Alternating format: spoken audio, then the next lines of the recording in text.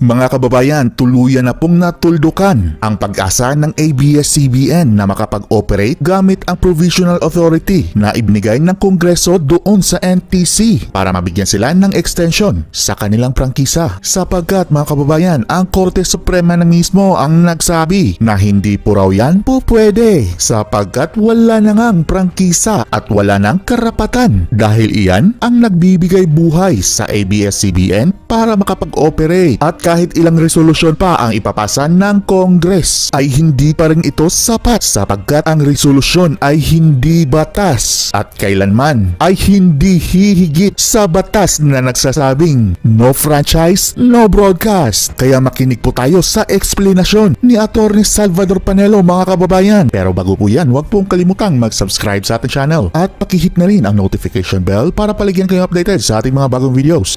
At totoo na merong resolution ang Kongreso. Sinabing, bigyan mo na ng Provisional Authority. Ang problema po, merong desisyon ng Korte Suprema, hindi po pwede yung resolution. Kasi wala nang prangkisa Wala nang karapatan. Yun ang nagbibigay buhay sa pag-operate ng ABS-CBN. Kaya kahit na gusto ng commissioners, hindi nila maaaring bigyan ng Provisional Authority. Ano ba mangyayari kung bigyan nila? Malaki pong problema nila. Bakit nga nyo? Sapagkat sila po ay lalabag sa batas kung binigyan nila ng Provisional Authority. Bakit kanyo? Sapagkat po ang National Telecommunications Commission, habang ito ay nasa ilalim ng Executive Department pagdating sa policy matters, administrative matters, ito po ay merong tinatawag na quasi-judicial power. Meron itong kapangyarihang panghuridikatura na pag ginamit niya po ito, ay hindi maaring pakialaman ng presidente o ng kung sino man. Kung siya po ay gumawa ng order o resolusyon na maaring hindi wasto o hindi katanggap-tanggap doon po sa binigay niya, ang magiging remedyo niya po ay tatakbo siya sa hukuman at magrereklamo siya ron upang questionin niya yung exercise ng quasi-judicial power. Sapagkat kung ipagpilitan po natin na bigyan mo ng Provisional Authority yan, lalabag siya sa batas. Ano po bang batas ang lalabagin niya?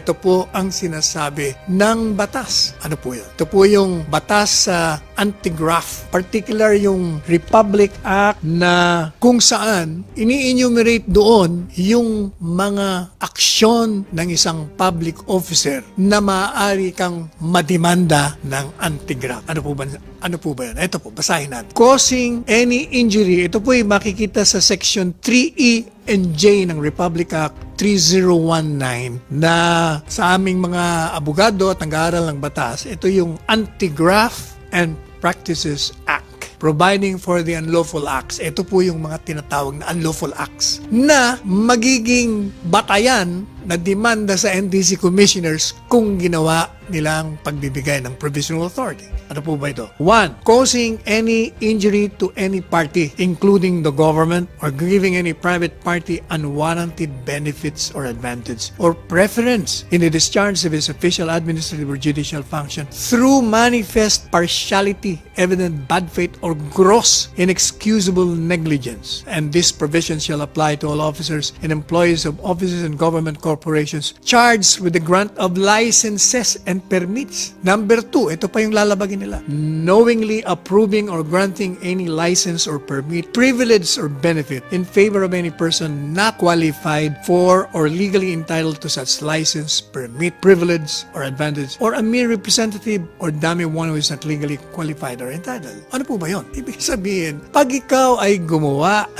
ng injury sa gobyerno at ikaw ay magkaroon ng hindi naman dapat na karapat dapat para sa iyong benefit or advantage, kayo mananagot, ano po ba yung advantage? O hindi ba? Ang advantage, pag ikaw nag-operate na wala ka namang prangkisa, hindi ba you're exactly having that kind of advantage? At ito namang mga NTC commissioners at binigyan nila, alam na nga nila na hindi po pwede, alam nilang labag sa batas.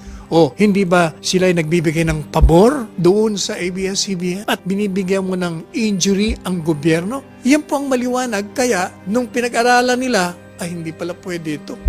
Mali kami sa unang sinabi namin sa Kongreso. Kaya po nagbigay sila ng cease and desist order. Dahil kung hindi po nila ginawa yon, abay talagang madidemanda sila at sigurado silang makukulong at mawawalan lang definitely ng trabaho. Yan po ang mangyayari. Ngayon, kaya nang sinabi natin, yung isang dekano naman kanina, pwede naman yan na baliktarin ni Presidente. Gulat nga po ako dekano pa naman siya. Ibig sabihin, din ng law school, nagsalita ng ganito. Sinabi ko na lang, ito naman kasi, mulat sa pulpo ayaw niya kay Presidente Duterte. Kaya kahit na wala namang batayan yung kanyang sinasabi sa batas, bibigay siya ng mga salitang mali.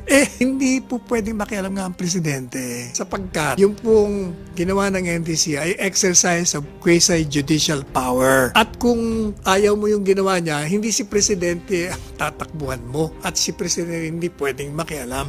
Pupunta ka sa hukuman. Ano bang mangyayari kung nakialam si Presidente? Malaki pong paglabag sa batas ang gagawin niya. Sapagkat, ano pang sinasabi sa ating saligang batas? Pag ikaw ay gumawa ng mga krimen na ganito, like yung treason is one of the violation of the Constitution, bribery. Yung pong graft and corruption, ano bang tawag mo dun sa pag kayo nagbigay ng provisional authority?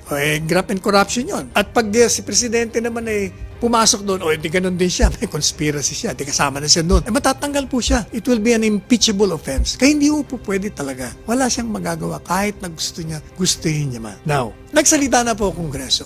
Ang sabi ng Kongreso, tatalakayin nila. In other words, since Congress has already spoken, siya naman ang may authority talaga nito, di hayaan na po natin siya, ang Kongreso magka-desisyon. Huwag na po nating bigyan pa ng mga ano-ano mang emosyon o payag. Kagaya ng ginagawa nitong batang Coco Martin. Galit na galit siya.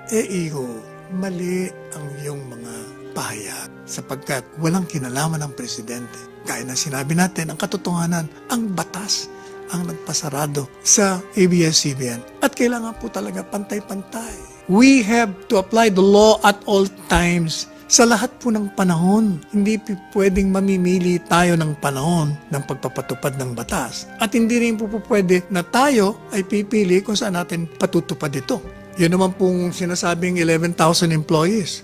Sa totoo lang, kung titingnan niyo po ang record ng BIR, ang ABS-CBN ay merong 4,500 regular employees. Hindi natin malaman kung saan kinuha yung halos kalahating bilang yon, more than 5,000 mawawalan daw ng trabaho. Isa pa, alam po ninyo, hindi naman ang ABS-CBN, kilala po natin yung mga bagong executives. Ito naman kahit nung pa pinapakita nila ang puso nila. Kaya hindi ako nagtataka nung marinig natin na sa panahon ng pandemya ay inassure po nila mga empleyado na hindi sila mawawalan ng trabaho sa 3 buwan. Full salary sila benefit. Walang mawawalan ng trabaho. Pangalawa, alam po sa batas natin, hindi porket nagsarado ka, pwede ka na magtanggal.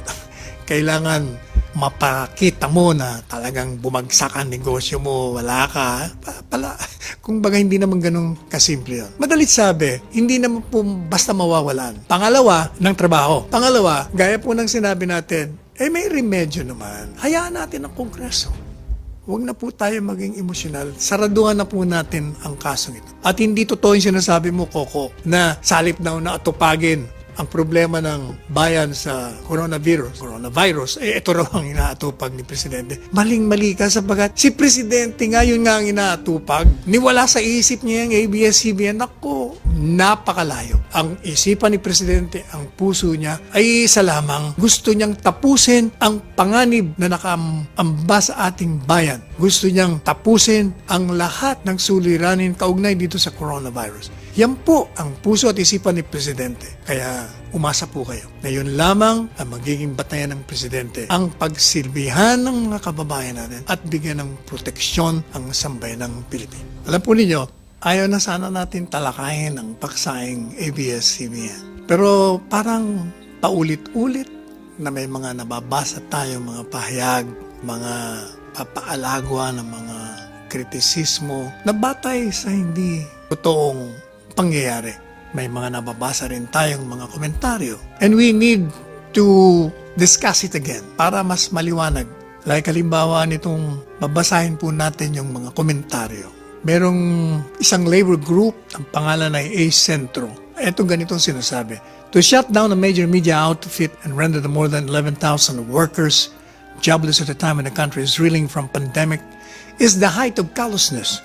Ito daw pong pagpapasarado ng ABS-CBN at ang pagkawala ng trabaho ng 11 mga manggagawa sa panahon ng pandemya o kung saan meron tayong national emergency. Ito raw masyado raw kalus. Kalus, ano bang ibig sabihin ng kalus? Ibig sabihin, parang wala tayong empathy. Parang napakamanhid yun.